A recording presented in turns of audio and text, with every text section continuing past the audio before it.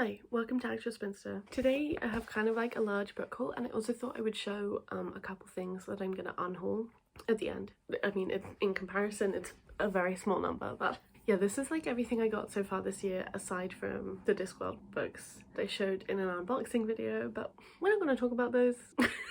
Yeah, I guess, I mean, I would definitely have liked to have read way more of these at this point than I have, but it is what it is. Also, like, I do feel like, especially last month and the month before, I did quite a lot of like buying things because I felt really sad. So that's sort of this is sort of like a book haul because I felt sad and bought books. You have seen some of these and you haven't seen all of them, I think. Okay, so I've got this book, which is Sarah, oh no, I didn't look up about how to pronounce her name. My Whole Life Was a Struggle by Sakine Kansiz, the memoirs of a Kurdish revolutionary. This is part one of her prison memoir, I believe. Her co-name was Sarah, who co-founded the PKK in 1978 with Abdullah Öcalan and others and dedicated her life to the cause of Kurdish freedom. She was assassinated on the 9th of January 2013 but in Paris by a Turkish intelligence agent, and this is the beginning of her life, and it leads up to 1979 when she was arrested, I believe. Yeah, me and my friend, we actually, I guess I'll leave a link to like the podcast that we make together in the description box, but we bought this together because it was like £5 on a Pluto Press sale, and then she had it and has been reading it, and then when I visited recently I grabbed it from her. So yeah, I sort of like owned this for a while, just not like physically had it myself. But yeah, two gifts that I got in January, February time. So this was from my brother, Minerva, Miscarriage of the Brain, The Miscarriage of the Brain by Joanna Hedfer, which I spoke about in my reading vlog, and also I think in my April TBR. And I also got this, Abolish the Family, A Manifesto for Care and Liberation by Sophie Lewis from Mari, long time fave on the channel, my fave on the channel. Yeah, it's pretty short. Fun story is that we both bought this for the other as presents. It was cute. At least I thought it was cute. I also have this book, which I sort of like bought because I actually bought it like a year ago now, but then it never showed up, so I got refunded, and then I was like, I do still really want to read this, so I got it again. But this is The Man on a Donkey by H.F.M. Prescott, which is a historical fiction book set in the pilgrimage of the Great, right? I think so. It could not be called that. I'm not great with all of my Tudor knowledge anymore. It's set in 1536 when Henry VIII is on the throne, and it is about uprising the church. It's a big book. I think it's maybe 700 pages. Let's see. Yeah, it's 700 pages. And yeah, I also looked for it in this edition because I quite like the cover here. But yeah. Next, I saw this on Jen the Librarian's channel, and I was just kind of immediately like, I should get this, and that's Queer Ukraine, an anthology of LGBTQI plus Ukrainian voices during wartime, edited and translated by the Divya collective. Great cover. It's also like super lovely. It has this collection of really amazing graffiti. I'll read some out in case you can't see them. Some are not in a language I can read. Queer revolution is coming. Ukrainian queers fight for your freedom too. Abortions are healthcare, with a trans symbol. Yeah, it's published by Renard Press, and I'm excited to get to it.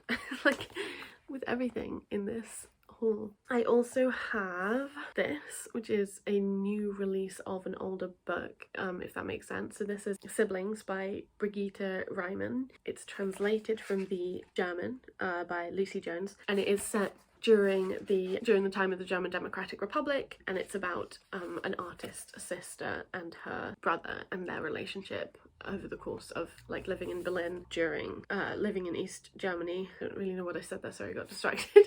It's got this like cool cover. You can't really see it in person, but like, so it's like, I mean, you can't really see it on camera, so it's like this. Yeah, and I also am looking forward to reading it. Obviously this like is part of my very specific like East German interest reading book thing that's been going on since last year, I guess, a bit before then maybe. So I do have plans to read Is Mother Dead by Victor Stjord, because obviously I would. I am a big fan of her work. I've read I think I've read half now of the things that have been translated into English, although there might be a couple others that I've missed, and I'm sure there will be more because she's written a lot of novels in Norwegian. Yeah, so I am a big fan of her, but I actually got this novel and I kind of want to read it first before I read Is Mother Dead, and this novel kind of sounds like sort of perfect for me. So this is called A House in Norway. It's by Vigdis Hjort, and it's translated by Charlotte Barsland, who I think translates literally everything of hers, so hopefully they like each other. And this is about a woman called Alma, who's a divorced textile artist, ding ding ding, who weaves like banners and things for trade unions, ding ding ding ding ding. So yeah, it looks interesting. Also, maybe Is Mother Dead also about like a sort of artistic mother? That might be another book.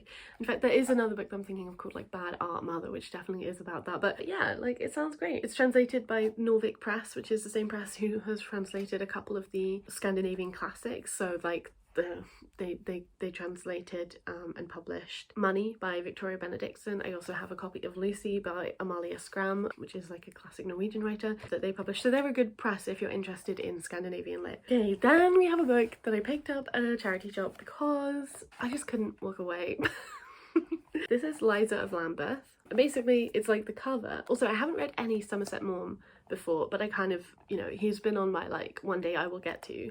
And then I saw the cover, and then I was like, well, it's sort of my era. It was published originally in 1897, I think. Yeah, and I was like, well, that is my era. So, and Lambeth is also probably going to be fairly relevant in some capacity. So I got it, and like, isn't the cover great? Like, this is, oh, what do I want to look like?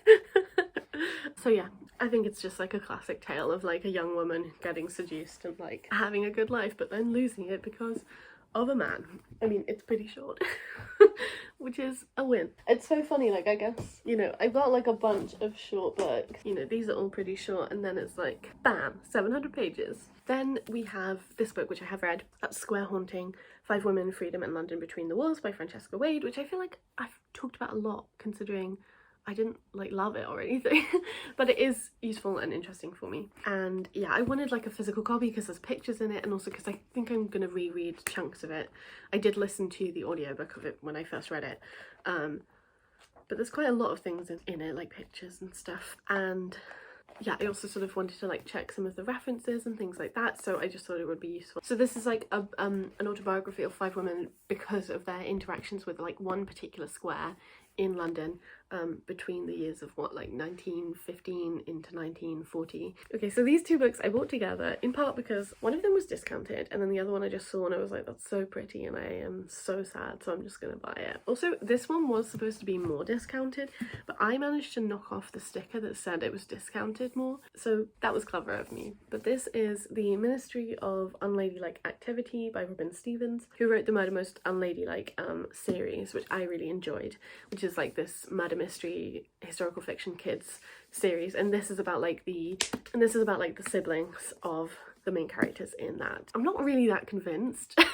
It is like a different era. It's going to be like the 40s, I believe, but we'll see. My name is Mei Wong. This is a story of how we, Eric and Nuala and I, uncovered a Nazi spy in England, solved a murder and joined the Ministry of Unladylike Activity. So yeah, I'm a bit like, maybe it was discounted because people weren't really like picking it up. Anyway, it's easy to read. Obviously I'm in my like children's fiction era, so that's good.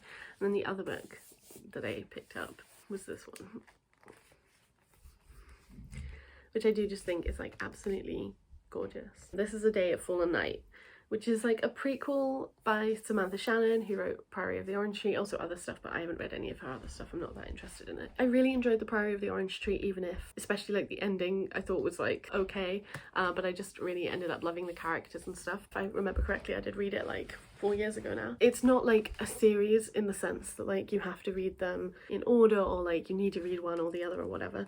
And I believe this happens like 500 or so years before Priory of the Orange Tree, I want to say, in a world where dragons are quite contentious. Yeah, I've like purposefully tried not to like look at plot stuff, but yeah, I just think it's very beautiful. So looking forward to reading that. Then we have a book that I put on my April TBR, which is Squire by Sarah Alfaghi and Nadia Shamma, which is this graphic novel about a girl who wants to be a squire, and also like colonization. This is sort of the art style. I think that looks really cute. I actually really want to start it now. I'm just like reading so many things, like I can't start another one, but like I think it's going to be up soon, hopefully. 2 things that have already been shown. One is Cursed Bread by Sophie McIntosh, which I'm also looking forward to reading, and is also quite short. I'm reading like 18 billion things still, even though I'm trying really hard not to be reading 18 billion things. But I guess like when you're fatigued, you can't, it doesn't really matter how organised you are. Like if you're fatigued, like you're fatigued. Have I been out of focus this whole fucking time? I really hope not. I'm so sorry if I have. I also picked up this kid's book, which is Onyeka and the Academy of the Sun by Tola Akogu, which just looks really cute as well. Maybe when I'm a bit less stressed, I'll do like a kid's book reading vlog or something, or like I'll just read these two at the same time. I don't know. That could be cute. And I do probably also have some other kids' books that I could read as well. I think the latest thing I got is this, which is just a physical copy of Lady Chatterley's Lover. I did try to get it out of the library, but like I literally couldn't find it, even though it said it was in the library. So I was just like, all right, I'll just get my own copy, and that way I can also like mark it up in the way that I might want to. Yeah, by D.H. Lawrence, with this hilariously named, obviously a boob picture by George O'Keeffe, but has been untitled Abstraction, Red Wave and Circle. That's all how we thought it should be described, I'm sure. I do also think that like the design of this is really bad. Like why did they make this like that's so small? They should have made it fill the whole space, or just like not pick that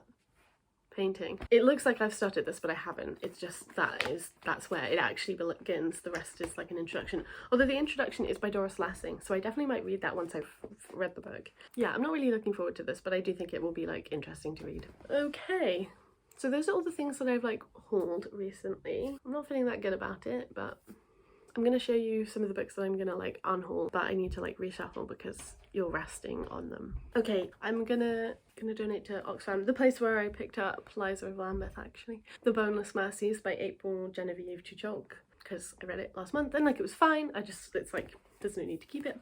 I am also kind of trying like to have less things. I do need to be mindful about space and stuff. Anyway, so I also am going to get rid of Hilma af Klint, The 5 Lives of Hilma af Klint by Philip Danes, translated by Renata Stein and Ruth Bitoff. I actually have to like package this up today because I sold it on eBay. Yeah, I mean, again, like I really did enjoy reading this, but I do think that I'm more interested in like actually looking directly at Hilma af Klint's work. And I would also like to read like a physical biography. I did really enjoy this graphic biography. Like I thought it was a great introduction, but like I don't think I'll return to it. And I have taken some photos of the inside. I mean, I got it discounted, but it still was like kind of more money than I would like to spend on something. So the fact that I can make a little bit of money back was also good. And somebody else can enjoy it and like learn about Hilma af Klint because she's great. And then the most recent thing that I finished that I'm going to unhaul is this Free Coming of Age at the End of History by Leah Opie. I'm actually not going to like unhaul it donate it somewhere. I'm giving it to a friend, so it will stay with me for a little while longer, but like I'm gonna sort of count it as not being here. I do also actually have another book that is in this packaging because it's supposed to go to Sean from Storytime. I forgot about this until right now. This is Marzen Mon Amour by Katja Oskamp, translated by Joan Heinrich, because I think maybe she'll enjoy it. I'll find it interesting. And I haven't sent that off yet, and I definitely said I would probably a while ago.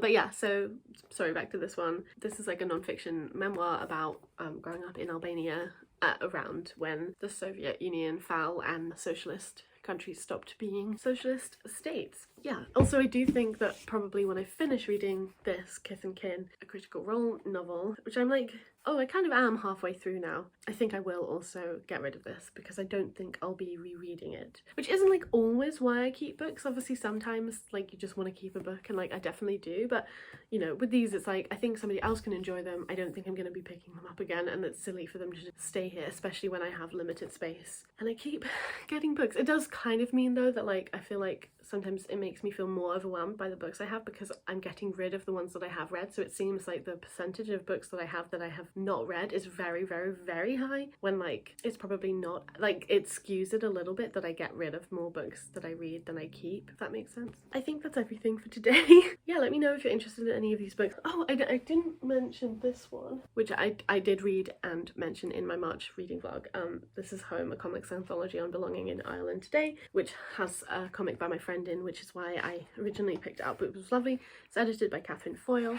I will also leave a link to where you can get this in the description box, and yeah, I'll definitely leave a link to where you can get the Queer Ukraine anthology. I feel like people will be really interested in that. Yeah, I think that's everything, finally. I'll talk to you when I next talk to you. Bye!